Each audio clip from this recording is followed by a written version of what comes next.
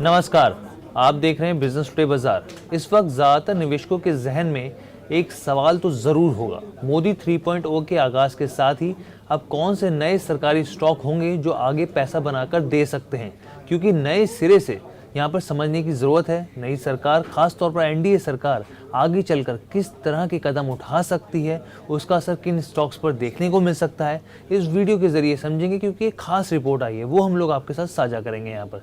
तो सबसे पहले आपको बता दें कि मोतीलाल ओसवाल की ओर से ये रिपोर्ट जारी की गई है।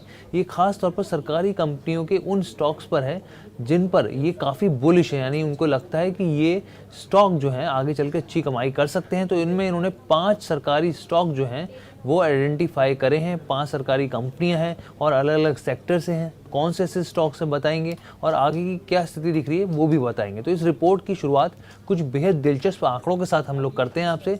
वित्त वर्ष 2014 से 24 तक के बीच जो कंपाउंड एनुअल ग्रोथ, यानी कि जो सालाना आधार पर ग्रोथ रही है निफ्टी इंडेक्स की, तो करीब 12.8% रही है। देखिए आपके सामने यहाँ पर रही है 12.8% रही है यहाँ पर। वहीं इस दौरान पीएसयू इंडेक्स में करीब 11% की तेजी रही है। यानी कि पिछले 10 सालों की बात की जाए तो निफ्टी ने सरकारी इंडेक्स के मुकाबले यहाँ पर ज़्यादा बेहतर परफॉर्म किया। निफ्टी इंडेक्स ने ज़्यादा सरकारी जो यहाँ पे कंपनियों के मुकाबले बेहतर परफॉर्म किया है। लेकिन अब मैं आपको एक और दिलचस्प आंकड़ा देता हूँ। वहीं इस वित्त वर्ष की शुरुआत से अब तक आप देखें, निफ्टी इंडेक्स ने 5.5% यानी 5.5% ये चढ़ा है, जबकि जो पीएसयू इंडेक्स है वो 18% भाग चुका है। अब आप सोचिए, सिर्फ 2 महीने के अंदर आपके सामने रिटर्न है कि निफ्टी जो है वो करीब 5.5% चढ़ा है, जबकि यहाँ पे जो पीएसयू इंडेक्स है वो करीब 18% यहाँ पे चढ़ा है। अब यहाँ रिपोर्ट की जो अहम बातें हैं कि आगे की स्थिति क्या है, इसके ज़रिए उन कुछ पॉइंटर के ज़रिए मैं आपको समझाना चाहता हूँ यहाँ पे, ताकि आपको और क्लैरिटी मिल सके। और फिर 5 के पंच वाले जो स्टॉक्स हैं वो बताएंगे आपको। तो देखिए, मोतीलाल ओसवाल की तरफ से कहा गया है कि मजबूत बैलेंस शीट, लगातार सुधरती गवर्नेंस, कमोडिटीज़ के जरिए बेहतर होते मार्जिन्स और बढ़ती ऑर्डर बुक के दम पर पीएसयू की परफॉर्मेंस आगे भी जारी रहेगी और इसलिए इस सेक्टर की री रेटिंग दोबारा की जा सकती है। रिपोर्ट्स में कहा गया है कि प्राइवेट सेक्टर के मुकाबले अभी भी सस्ते वैल्यूएशन पर बहुत सारी सरकारी कंपनियां हैं। यानी इसका मतलब ये हुआ कि अभी भी पीएसयू स्टॉक्स कुछ जगहों पर सस्ते हैं।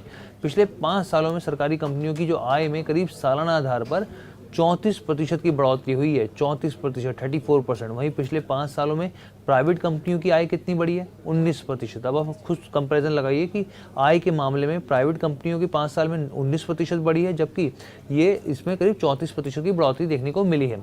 रिटर्न ऑन इक्विटी की बात की जाए तो ये 5% से सुधर कर 18% पर पहुँच गई है। रिटर्न ऑन इक्विटी बहुत इंपॉर्टेंट होती है इस लिहाज से भी कि एक निवेशक को कितना फ़ायदा हो रहा है, मिल रहा है यहाँ पर। इस नोट में ये भी कहा गया है कि पीएसयू कंपनियों में नुकसान पिछले 5 सालों में कम हुआ है और कंपनियों के टोटल प्रॉफिट में जो लॉस है वो सिर्फ 1% के हिसाब से देखने को मिल रहा है। बढ़ते कमोडिटीज़ के भाव से तेल, गैस, पीएसयूज़ की बैलेंस शीट सुधरी है। मोतीलाल ओसवाल की तरफ से बताया गया है कि अब आगे की रैली सरकारी बैंक ड्राइव करेंगे। यानी कि जो बात हो रही थी कि कौन सा सेक्टर आगे उठा सकता है, अगर पीएसयू के सेक्टर में बात की जाए तो इनका ये कहना है कि सरकारी बैंक जो है आगे की ग्रोथ स्टोरी जो पीएसयू के स्टॉक्स में वो आगे बढ़ा सकते हैं। वहीं मेक इन इंडिया से डिफेंस और इंडस्ट्रियल से जुड़े सरकारी कंपनियों की ग्रोथ भी बेहतर रह सकती है, इस रिपोर्ट में कहा गया है। अब यहाँ पे फंडामेंटल तो क्लियर हो गए। अब बात करते हैं कौन से 5 स्टॉक्स हैं। तो देखिए, सबसे पहला स्टॉक जो उन्होंने चुना है वो चुना है एसबीआई। एसबीआई को अगर आप देखें तो पिछले 1 महीने के अंदर ये बहुत खास चला नहीं है, लेकिन उनको लगता है कि अभी इसमें अच्छी खासी ग्रोथ आएगी। 6 महीने में ये स्टॉक करीब 30% भागा है और अगर आप 1 साल के अंदर देखें तो करीब 50% का मुनाफा इसने दिया है यहाँ पर। अब इन्होंने यहाँ पर क्या कहा है, ये देखिए, इन्होंने ईपीएस का FY 24 से 26 तक ईपीएस कंपाउंड एनुअल ग्रोथ का जो परसेंटेज है उनको लगता है ये 18% के आसपास परफॉर्म कर सकता है। यहाँ पर ये इन्होंने बताया, एस्टिमेट दिया है इस हिसाब से अगर देखा जाए तो। इसके बाद अगला कौन सा स्टॉक है? इसके बाद अगला स्टॉक है कोल इंडिया। कोल इंडिया की बात की जाए सेकंड स्टॉक की, तो ये भी ज़बरदस्त रिटर्न देने वाला स्टॉक रहा है। पिछले 1 महीने के हिसाब से देखें तो नेगेटिव रिटर्न रहा है इसका, लेकिन 6 महीने में 36% भागा ये स्टॉक और 1 साल में करीब पैसा डबल करके निवेशकों को दिया है। अब अगर कोल इंडिया के हिसाब से देखें इनके एस्टिमेट्स, तो इनको ये लगता है कि जो इसकी जो स्पीड रहेगी वो करीब 4.3% रहेगी कंपाउंड एनुअल ग्रोथ के हिसाब से, अर्निंग पर शेयर के हिसाब से अगर देखा जाए FY 24 से 26 के बीच में। यहाँ पर एक चीज़ इन्होंने बताई है।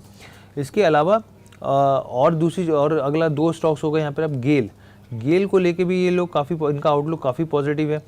तीसरा स्टॉक हो गया गेल, जो इसमें लगता है मोतीलाल ओसवाल को कि इसमें तेज़ी आ सकती है। एक महीने के अंदर करीब करीब ये 6% स्टॉक भागा है। तो अगर 6 महीने में देखें तो करीब 53% और एक साल के अंदर करीब 102% का रिटर्न इस स्टॉक ने यहाँ पर दिया है।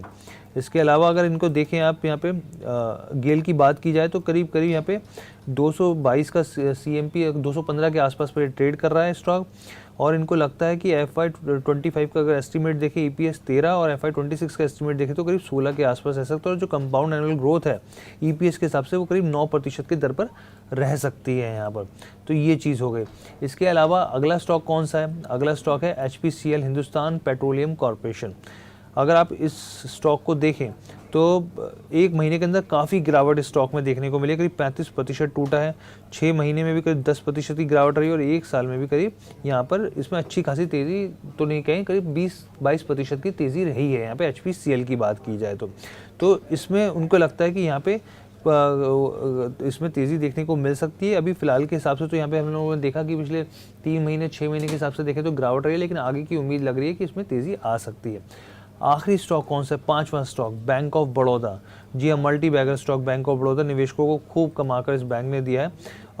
करीब एक महीने के अंदर तो बहुत ज़्यादा खास रिटर्न नहीं रहेगा, 6 महीने में करीब 28% और एक साल में करीब 50% के आसपास रिटर्न इस स्टॉक ने दिया है। और इनको लगता है कि यहाँ पर जो कंपाउंड एनुअल ग्रोथ है FY24 से 26 के बीच अगर EPS को देखें तो 14% रह सकती है। लेकिन सबसे ज़्यादा इनको जो रिटर्न से उम्मीद है, जो सबसे ज़्यादा तेज़ी रह सकती है वो स्टेट बैंक ऑफ इंडिया से है कि इनको लगता है कि इन 5 स्टॉक में जो सबसे बेहतर अगर परफॉर्म कर सकता है तो वो स्टेट बैंक ऑफ इंडिया है। सेकंड नंबर पर बैंक ऑफ बड़ौदा।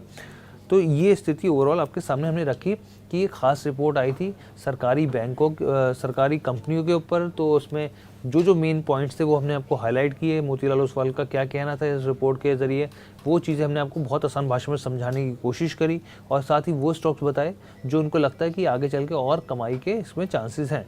तो ओवरऑल कैसी लगी ये पूरी वीडियो आप हमें कमेंट करके ज़रूर बताइएगा। बिजनेस टुडे बाजार के साथ जुड़ने के लिए आपका बहुत बहुत धन्यवाद।